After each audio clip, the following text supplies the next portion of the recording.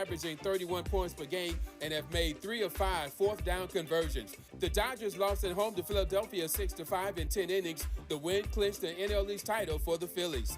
No debates, no speculation, just the info you need. That's your KBLA Sports Minute. I'm Ray Richardson on KBLA Talk 1580.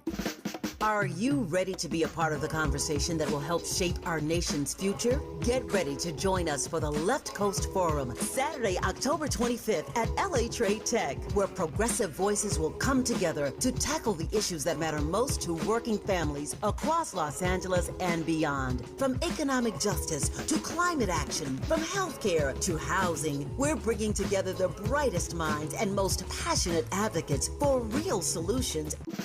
Are you ready to be a part of the conversation that will help shape our nation's future? Get ready to join us for the Left Coast Forum, Saturday, October 25th at LA Trade Tech, where progressive voices will come together to tackle the issues that matter most to working families across Los Angeles and beyond. From economic justice to climate action, from healthcare to housing, we're bringing together the brightest minds and most passionate advocates for real solutions and real change. With workshops, 2 major keynote addresses, and a closing reception with great music and good food. It's the Left Coast Forum, where your voice matters and your ideas take action. Saturday, October 25th at LA Trade Tech. Brought to you by KBLA Talk 1580 and the LA Progressive. The future won't wait, and neither should you. Mark your calendar now to be there and be heard. Stay tuned to KBLA Talk 1580 for more details. With a KBLA Talk 1580 editorial, I'm Dr. Whoa, it's you, the Capital One Bank guy. That's what they call me.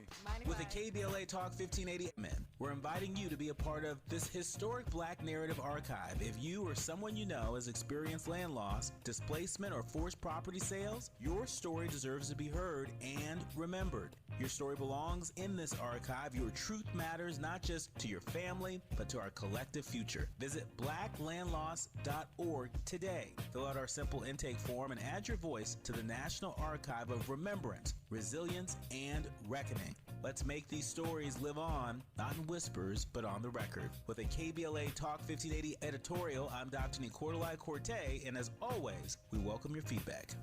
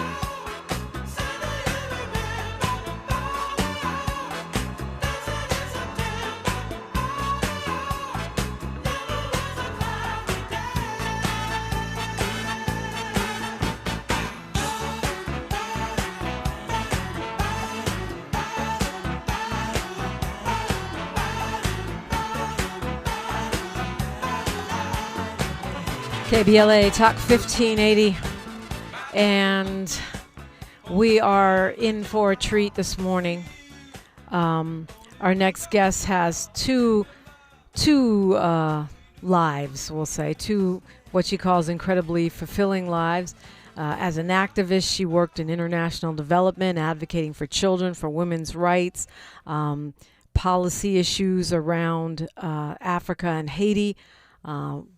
Retired from full-time work at the United Nations in 2016. She's worked as an international consultant and a leading voice in the feminist pro-democracy and pro-social justice movements in Haiti. She's spoken at Yale Law School, at the Parliament of Canada. She's been on NPR, CNN, MSNBC, Democracy Now!, and more. She's also a writer, the author of 2 self-published books in French. And a couple of them are not, she's got a couple of novels in French, and then she has nonfiction as well, which is mostly talking about Haitian displacement, family bonds, gender and identity issues.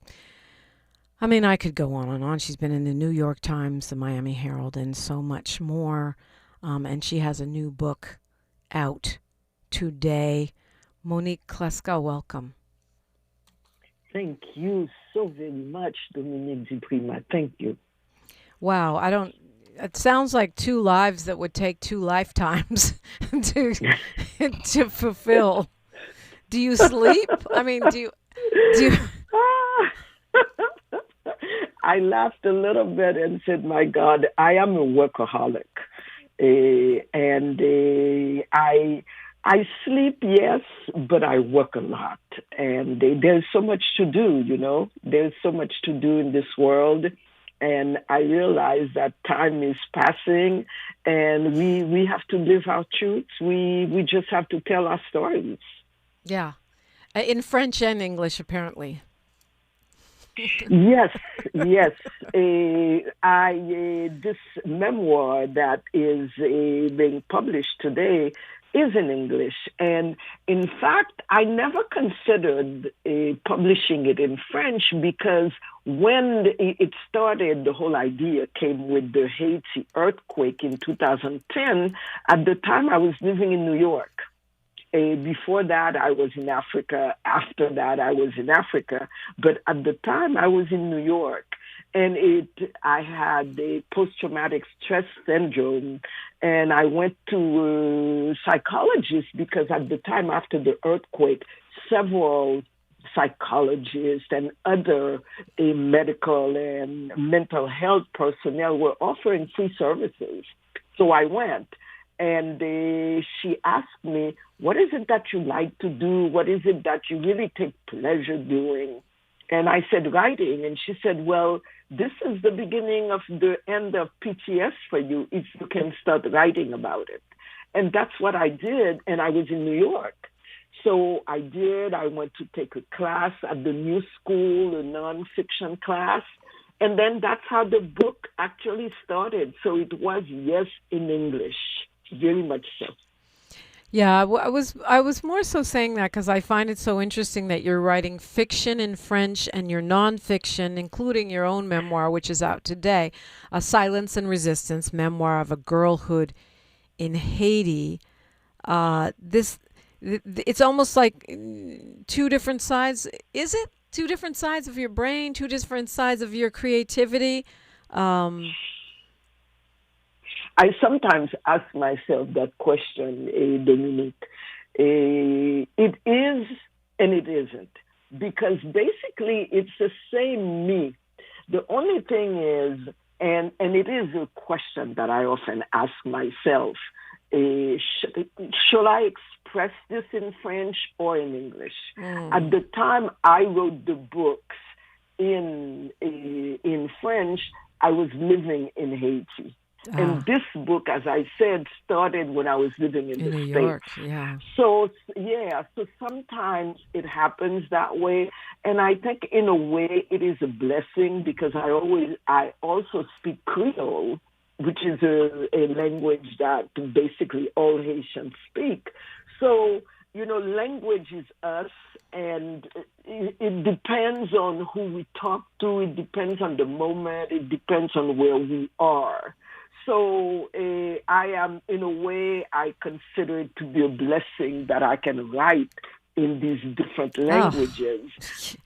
And the language of fiction and the language of nonfiction, which are also two different languages. Exactly. Spoken like a writer. And it is very much so. And I'm starting to write a new novel, and I am right now dealing with some of the, last time it was nonfiction, now it's fiction. How do you split yourself up and how do you view it? And, it's interesting. The creative process is extremely interesting, but ultimately it's all about writing universal stories. It's all about writing what truths you feel that you need to put out there and start conversations. And so the language is a means to that end, to me. You know, when we hear about Haiti, I feel like Haiti is one country that just gets the worst coverage, the worst rap, is probably most misunderstood of any country in the world, really. I mean, the at least in the Western press, at least in our United States press, in our United States sort of public dialogue, you know, and and and you kind of have experienced and embodied maybe the best and the worst of what is happening in Haiti. Is that fair? I think it's fair to say, but I think one of the things that there are a few things that I think one must take out of that. The world has, since the beginning of, when I say the beginning of Haiti as we know it, because Haiti has existed. There were Tainos, there were Arawaks. You know, I don't want to say Indian, but the autochthonous population of Haiti was there before slavery. But since Haiti took its independence, and I think it's important to say that the beginning story of Haiti, people did not want it. The United States, France, and England, Spain, they were all against the independence of Haiti because here were these black folks who were saying, we are independent. Not only we are independent, but we actually chased Napoleon's best army. And this is something that you rarely find in French history books.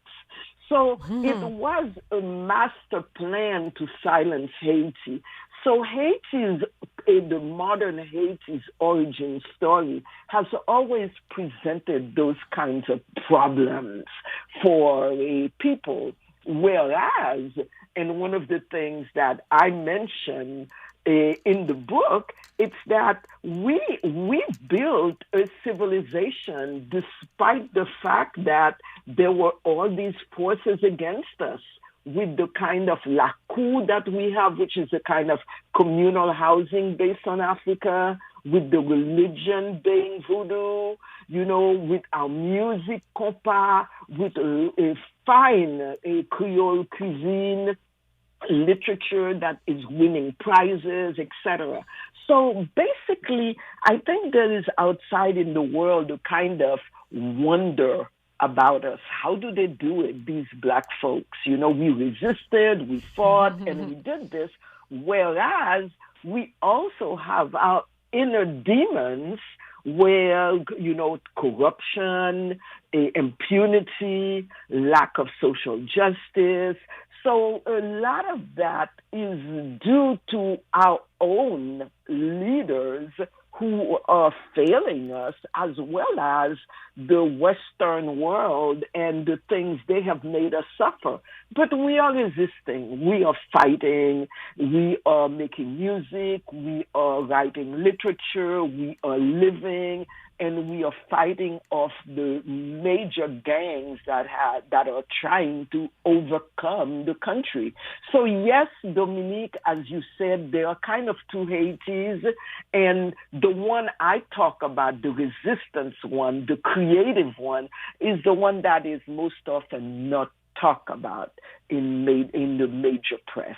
Yeah, but I think that's so important the way you framed it, that and regardless of whatever happened after that, the Haitian from its birth as a nation, the Haitian Revolution made it a problem in the eyes of many in the Western world. So there's going to be a spin, right, to anything that happens. There's going to be a spin, and I love that one of the things you're doing with your memoir is unspinning some of that spin without trying to gloss over the challenges.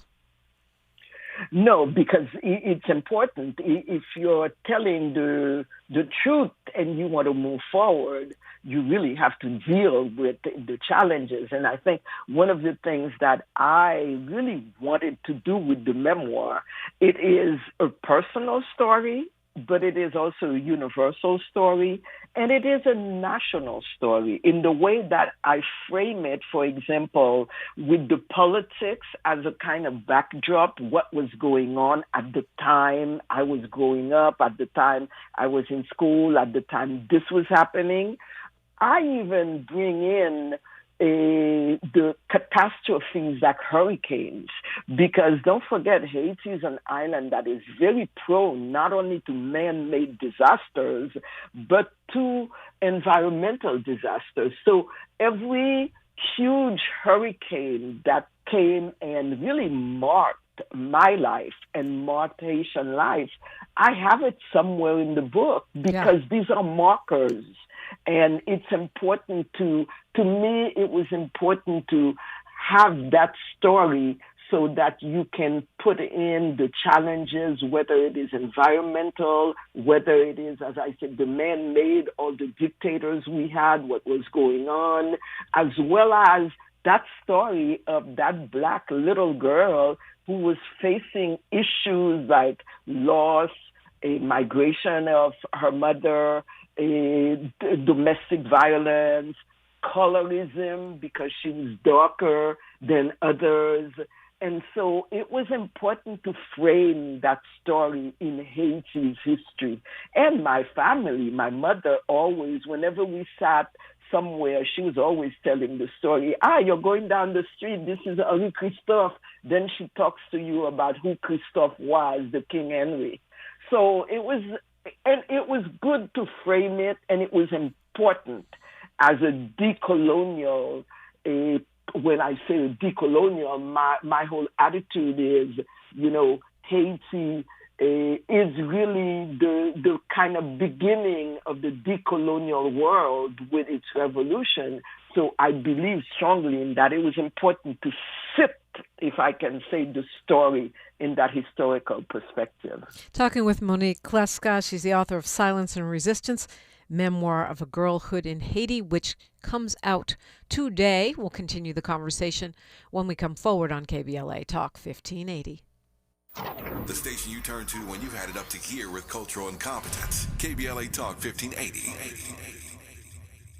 With a KBLA Talk 1580 editorial, I'm Dr. Nicolai Corte. Let's preserve Black land stories before they're lost forever. I want to personally invite you to be a part of something historic. As journalist in residence for the Black Land Lost Narrative Archive Project, I've joined forces with powerhouse attorney and social justice champion George Fothery, the man who helped make history by delivering justice to the Bruce family in Manhattan Beach, securing the first known return of land unjustly taken from Black owners by a local government. That victory was monumental, but it was just the beginning. For generations, Black families have acquired land through grit, faith, and determination, only to lose it through violence, legal loopholes, forced sales, and systematic racism. What's been taken goes far beyond dirt and deeds. It's the erasure of wealth, identity, and legacy. That's why we've launched the Black Land Lost Narrative Archive Project, a national effort to collect, protect, and preserve the stories of Black land lost before they're buried, forgotten, or erased altogether. Because there's power in telling Black stories, there is resistance in remembering, and there's justice in being seen and heard. This is where you come in. We're inviting you to be a part of this historic Black narrative archive. If you or someone you know has experienced land loss, displacement, or forced property sales, your story deserves to be heard and remembered.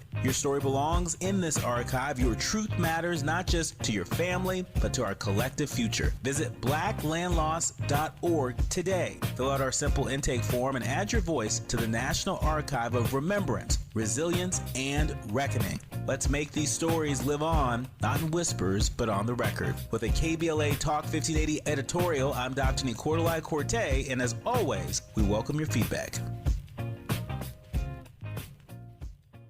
Whoa, it's you, the Capital One bank guy. That's what they call me. Mind if I get a selfie? Yeah, sure thing. Say no fees or minimums on your Capital One checking account. Wow, that's a keeper.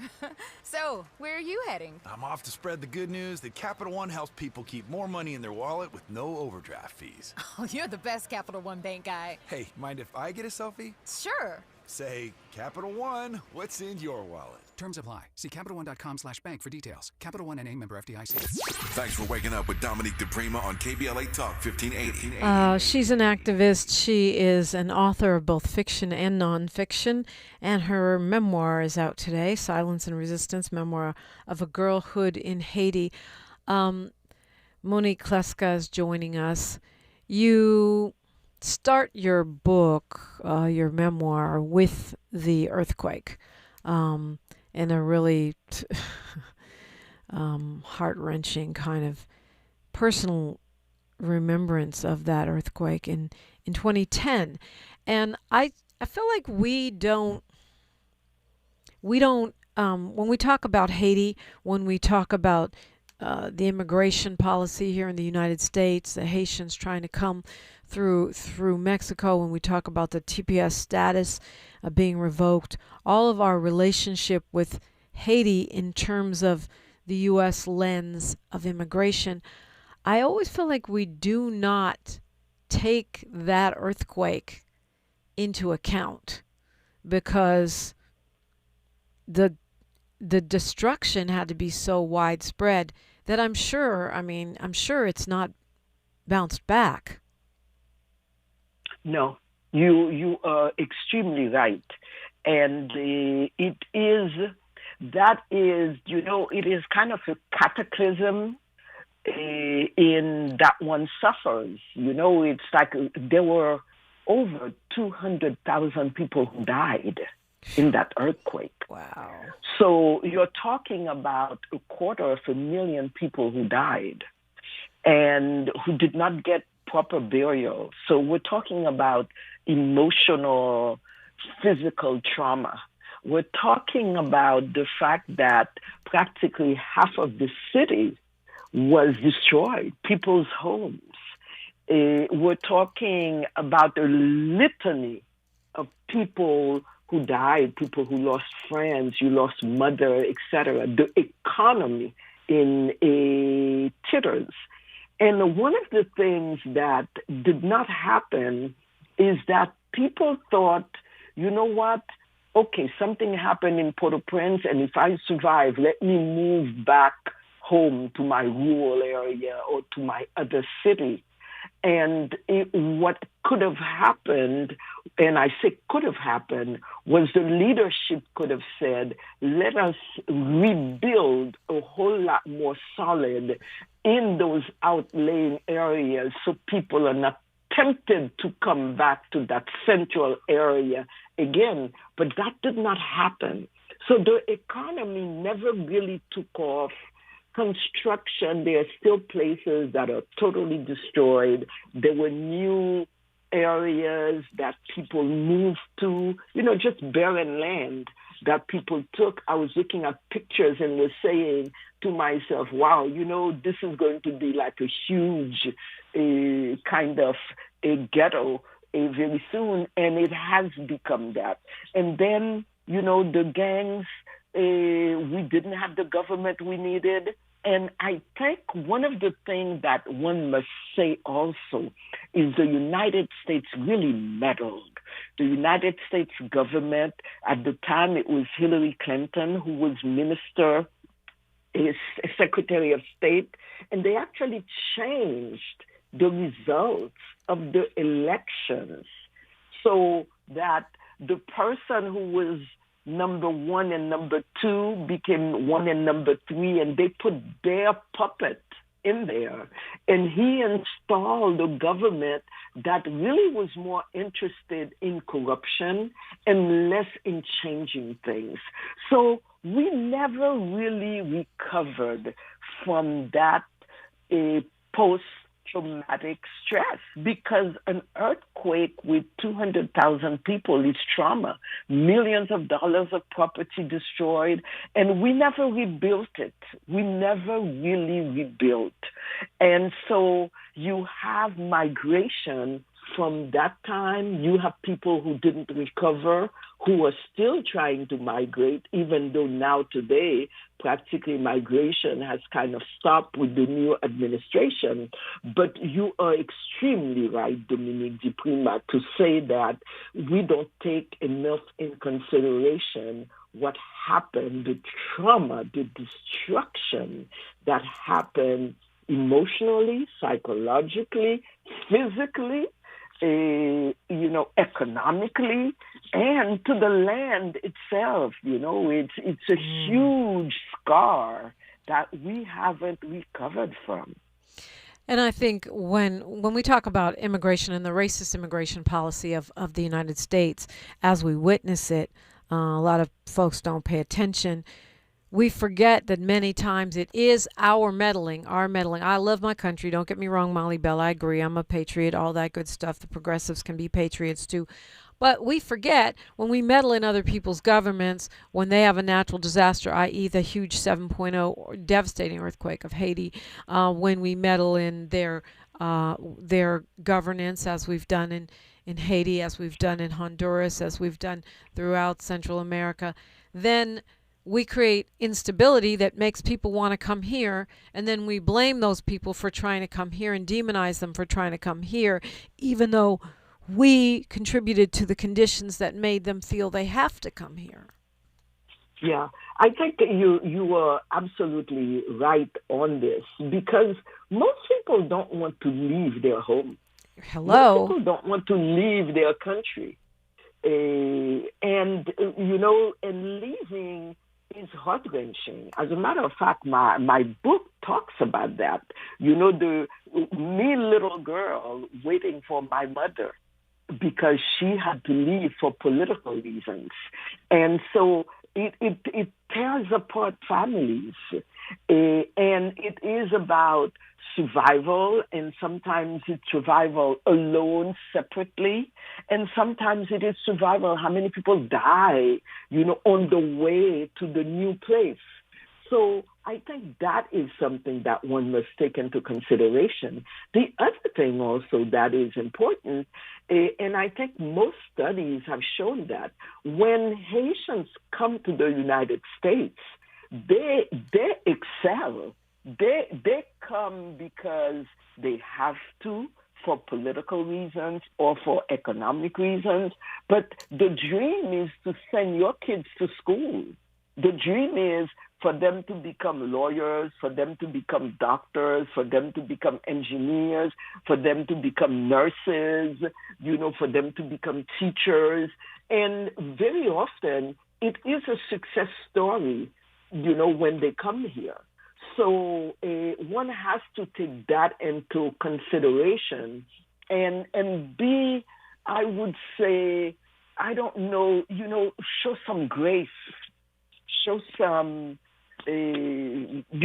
open heart to the people who come, because they don't want to come. Yeah. But they are in very often situations that force them to leave their homes, just like my mother. Hold that thought, Ms. Clesca. We have a hard stop here for news, traffic, and sports, but we're going to keep this conversation going when we come forward. That's next. She's reclaiming her time on KBLA Talk 1580. More First Things First with Dominique DiPrima when we come forward. I'm Bree Wood with BIN News Now. A prayer vigil was held on Capitol Hill for conservative activist Charlie Kirk, who was killed last week during an open forum at Utah Valley University. The principles that Charlie stood for were faith and freedom and family and virtue and patriotism and America. House Speaker Mike Johnson led the service, urging young people to honor Kirk by advancing his principles and approach. Body cam footage shows a black Florida deputy accidentally shooting a black homeowner who called 911 during an attempted break-in at his Orlando home. The man was hit in the leg after firing at suspects. The deputy has been relieved of duty, and state investigators are reviewing the case. And North Carolina rapper Toosii is headed to the gridiron. He's accepted an offer to play NCAA football at Sacramento State University. In a post, Toosii thanked head coach Brennan Marion and coach C.J. Pollard, saying he's speechless. Get BIN News now on demand 24/7 on the iHeartRadio app. Ignite your afternoons at Waba Grill's $5 happy hour with our 5-piece pork veggie dumplings and a value-sized premium beverage drink, like our tangy passion fruit lemonade. Enjoy $5 happy hour weekdays after 3 p.m. Only at Waba Grill. This is the KBLA Sports Minute with Ray Richardson. The Chargers are 2-0 after beating the Raiders Monday night in Vegas 20-9. 3 interceptions by the Chargers defense, which also kept the Raiders out of the end zone. The Raiders were limited to 3 field goals. The Chargers are worried about linebacker Khalil Mack. He left the game in the first quarter with what could be a serious elbow injury. Mack will have an MRI exam Tuesday morning. A couple of surprising stats in the NFL after week 2 of the regular season. The Kansas City Chiefs are 0-2 for the first time since 2014, the last time they did not make the playoffs.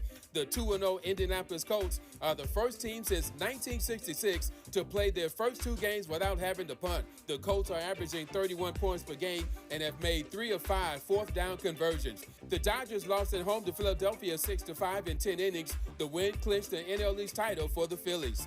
No debates, no speculation, just the info you need. That's your KBLA Sports Minute. I'm Ray Richardson on KBLA Talk 1580.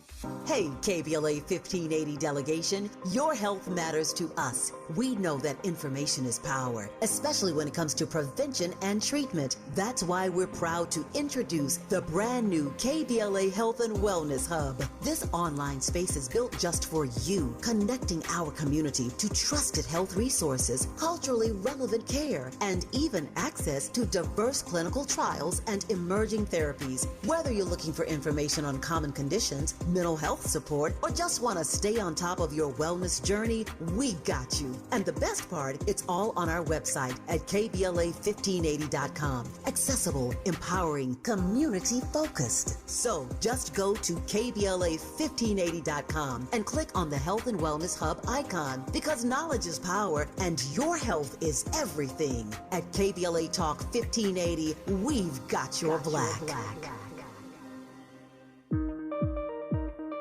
JP Morgan Chase offers tips for the local business owners in 2025. Small business landscape is ever-changing, and the Los Angeles market is no exception. A startup or legacy business, revisiting your mission statement and recalibrating offerings can renew opportunities for growth and innovations. Programs like Chase for Business Coaching for Impact gives entrepreneurs access to expert guidance, helping you streamline operations, strategize your growth, and navigate complex challenges. Businesses with a clear sense of purpose can navigate any challenge effectively, but also build stronger customer loyalty. Visit chase.com/coaching for impact for more information. This segment is sponsored by JP Morgan Chase.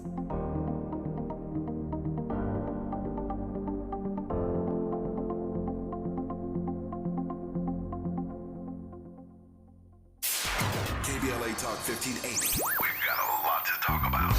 KBLA Talk 1580 is committed to self-care and community well-being. Walk Good LA was formed in June 2020, inspired by the Black Lives Matter movement and the beginning stages of the COVID-19 pandemic. What began as a few minutes of breath work and yoga meditation before protests against police brutality turned into a safe space for the community to heal in hard times. The immensely positive response from the community transformed the momentum into a movement. Today, Walk Good LA is a Black and Brown-led community wellness organization based in Los Angeles. They provide spaces for healing through community yoga classes, guided meditations, hikes, run clubs, and other activations throughout Los Angeles that attract hundreds of members weekly. With the help of Propel and Michael B. Jordan, they now have a yoga and wellness studio in Los Angeles called the Walk Good Yard. To join their mailing list and connect with healing spaces, please visit walkgoodla.org. That's walkgoodla.org. Or find them on Instagram at WalkGoodLA. This is a community call to action, a community call to healing from KBLA Talk 1580. This is KBLA Talk 1580, where hate meets a scholarly match. We are talking with writer and international activist Monique Clesca, and there's so much to talk about. Her book is out today, Silence and Resistance, Memoir of a Girlhood in Haiti. So much that can maybe inform where we are right now, not just in our perceptions of Haiti, but in our perceptions of activism of the world. So many of the issues that you've dedicated your life to, helping children, propping up democracy, and, propping up Africa, Haiti, are really under attack in this current moment in history, with the freezing and probably elimination of aid to Africa, impacting all of those areas, including not just to Africa, actually internationally, but I use Africa as an example, probably because I've traveled there and I can easily visualize what that's going to mean for people, actual human beings, for children, for women. How are you processing this moment? I mean, I imagine for someone who's worked her whole life to move these things forward, you have to deal with this some certain specific kind of way. Yes. Ms. DiPrima, I think this is a huge issue that you have brought up. And it allows me to say that, bottom line, international aid is exactly what it says it is, international aid. And so, bottom line, you have to realize that it's something that's coming from outside to help you. But you are the one, country, communities, you are the ones who are the key to your own empowerment, to your own survival, to your own going forward. And I think that is something that is extremely important, because when you look at international aid, and please get me right, I'm not against international aid at all. It has really helped move the ball forward in terms of child mortality diminishing, child mortality increasing, women equality, etc. However, you have to be the driver of it.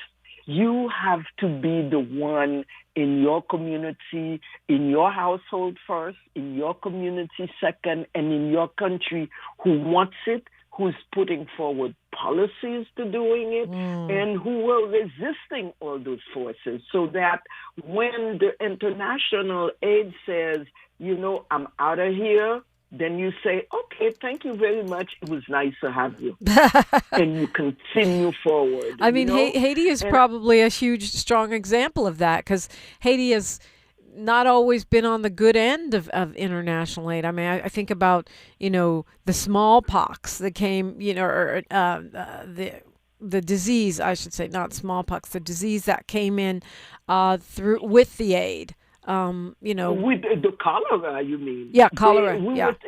10,000 people died from the UN bringing a cholera epidemic, and it took them 6 years to actually recognize and say they're sorry. Right. And cholera had been absent from Haiti for 100 years. And they brought it back, and even today in the camps, because the gangs really have taken over most of the capital city, Port-au-Prince area, and cholera is there because there is lack of water, there is a really lack of hygienic situations, etc. And so, absolutely.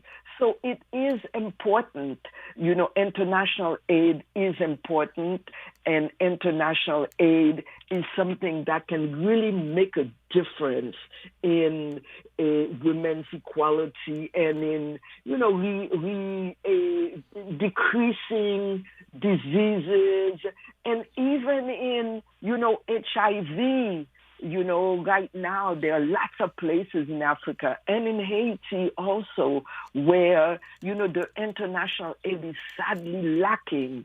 But bottom line, one has to say, you know what?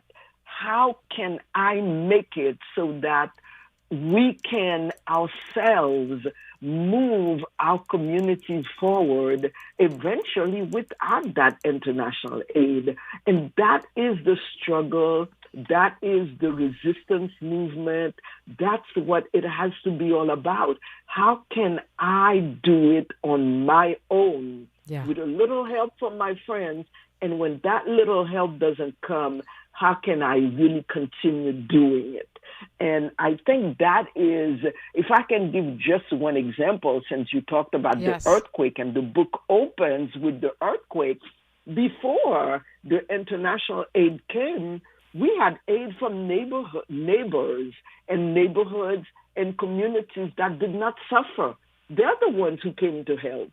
We are the ones who kind of, let's save the people who are under the blocks, who are under the concrete, etc. So your community is your first call to help you, to save you, to build that resistance, and then others can come in. So I think it's important, and, going forward for Haiti and for a lot of African states, it is, how can we build our communities? How can we enact policies?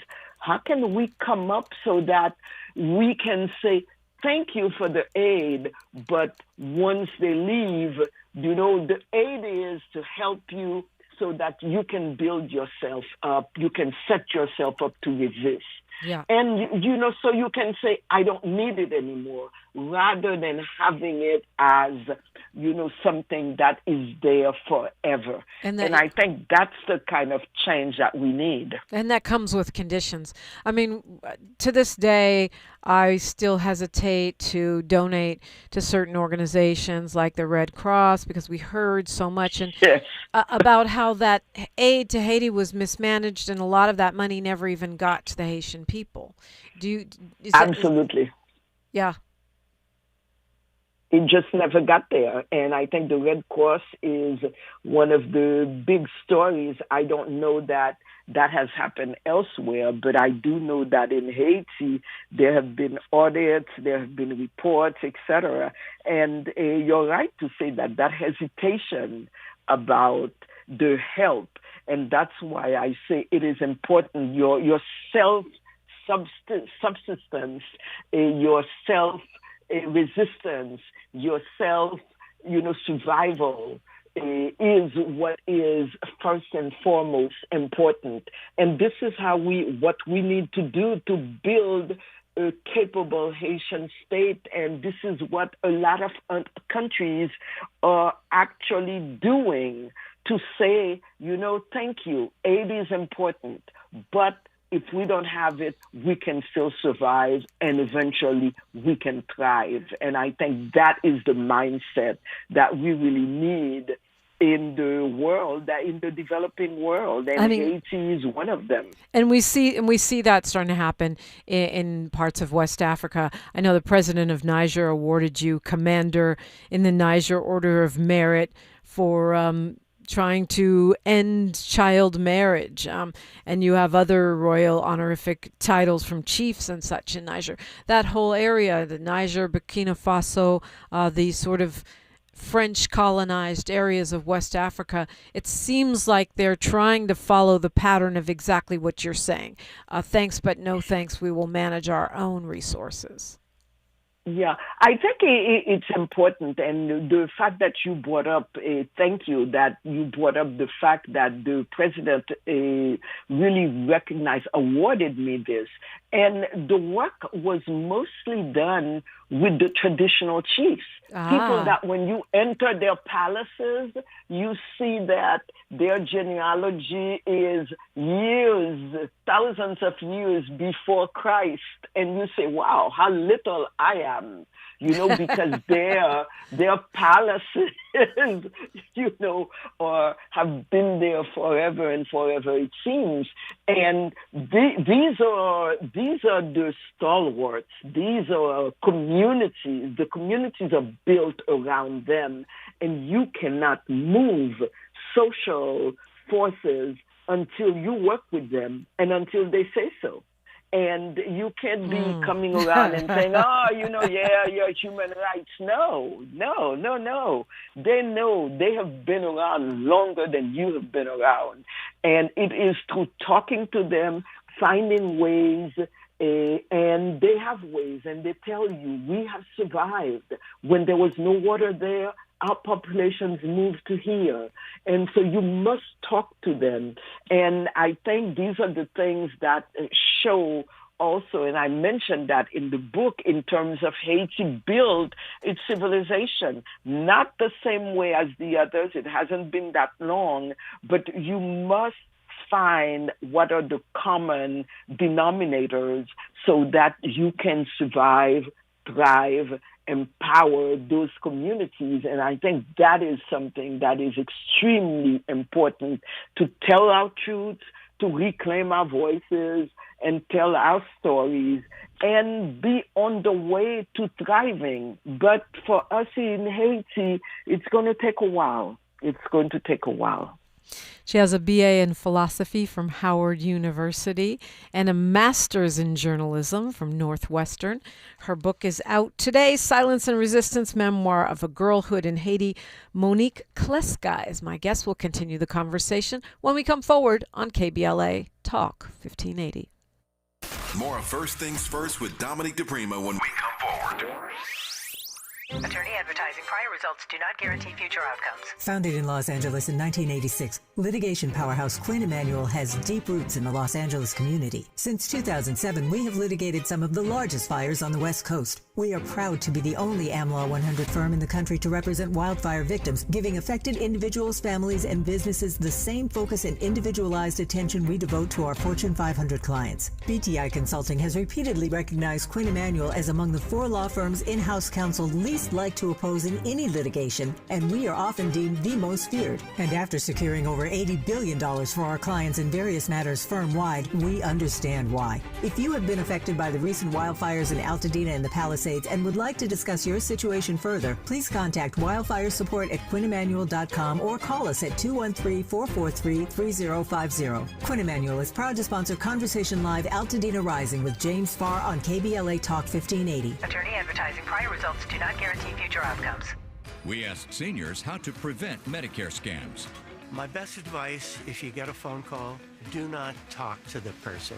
These people are well trained. Don't talk to them. They don't know me. They're just trying to scam me. Don't be fooled. Hang up. Just hang up. Never give out your Medicare number. They're going to get your number to put in a false claim. If I get a call from someone, I don't pick up the phone, and should I pick up the phone and they ask for information, then I hang up. How do you detect Medicare fraud? Just like I check my credit card statements, I check my Medicare statements monthly. Scammers can get a hold of your number, order medical devices through your account, and you're not even going to know about it if you don't look at your statement. Check your statement every month. If you get your statement and you see something that you know you did not have done, you report it. Call your Senior Medicare Patrol. To report Medicare fraud, call the Senior Medicare Patrol at 855-613-7080. KBLA Talk 1580. We've got a lot to talk about. KBLA Talk 1580, connecting you with services and solutions. LA County's new Justice Care and Opportunities Department, or JCOD, is here to support justice-involved individuals and their families. The JCOD Support Center is now taking calls at 1-833-LACJCOD. That's 1-833-522-5263. Available 7 days a week from 6 a.m. to 11 p.m., the Support Center is your one-stop one-stop shop for re-entry issues and court support. They offer court reminders, connections to local services, transportation assistance for housing, court appearances, and childcare. The JCOD hotline provides personalized help to connect you with services that you need. And don't forget to check out justiceconnect.org for more information. Remember, it's free and available every day at 1-833-522-5263. This is a community call to action from KBLA Talk 1580. The conversation continues right now with Dominique DiPrima on First Things First. And Monique Clesca is my guest. She's an author, an activist, and so much more. I want to do this before we forget. Your memoir is out today. Silence and Resistance, Memoir of a Girlhood in Haiti. This one not self-published. It's Riverchild Literary Press. How can we get the book, and how can we keep track of the things you're writing, saying, moving, and shaking? Well, one can get the book via Wordy, W-O-R-D, with 3 E's, which I thought it was amazing and absolutely beautiful. And as well as Barnes & Noble, as well as through Amazon online. So it has been on pre-order for quite a while.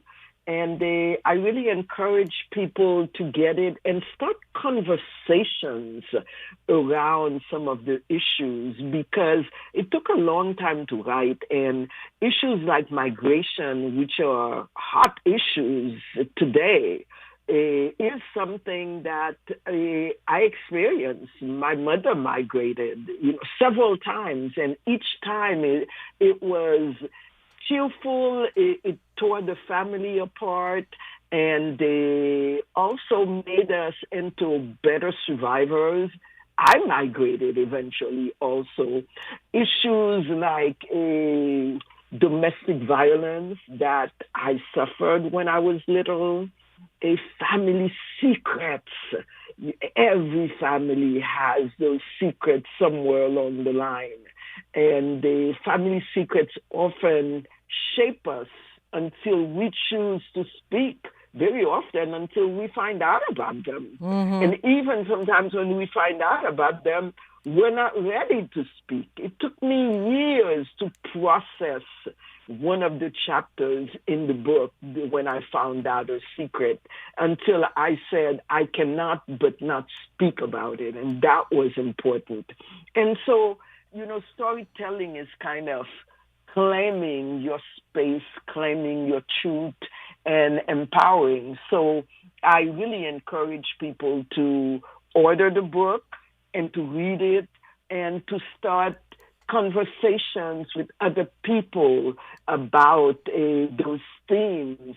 And one of the things that I want to say also is I deal a lot with the silence that I lived under, whether it was in my home, as well as because I was living under a totalitarian regime.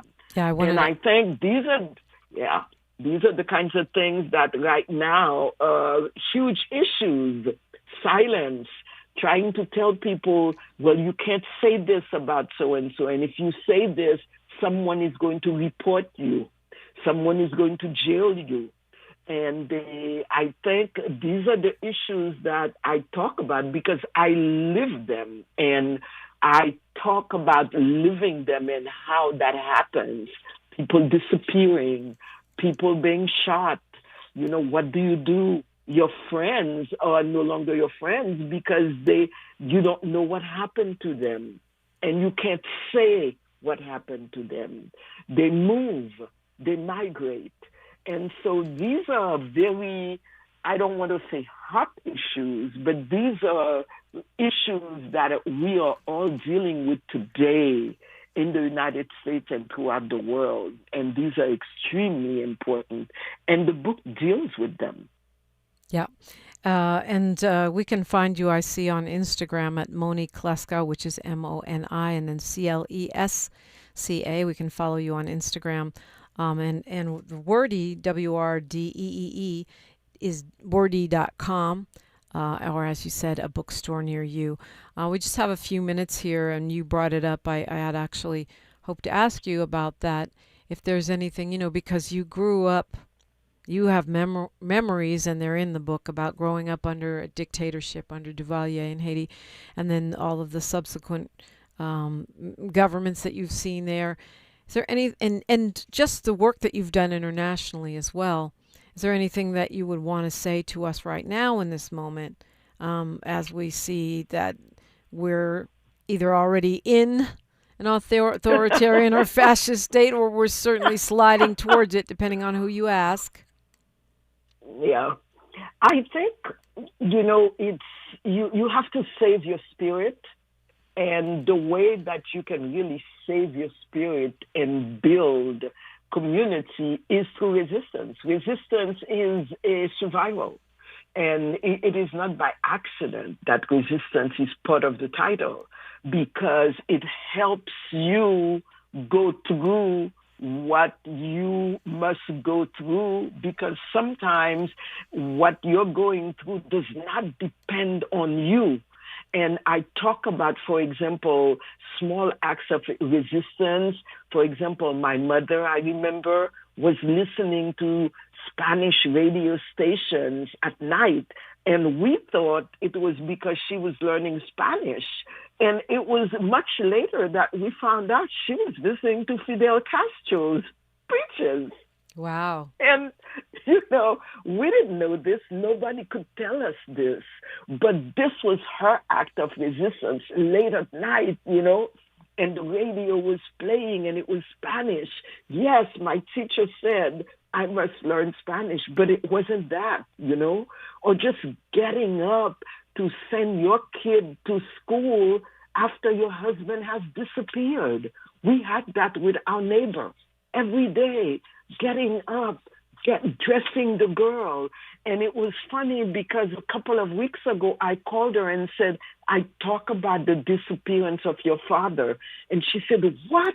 She said, I'm ordering the book for all my children so they can talk about that. So totalitarian regimes were there, they will be there, and they are here today.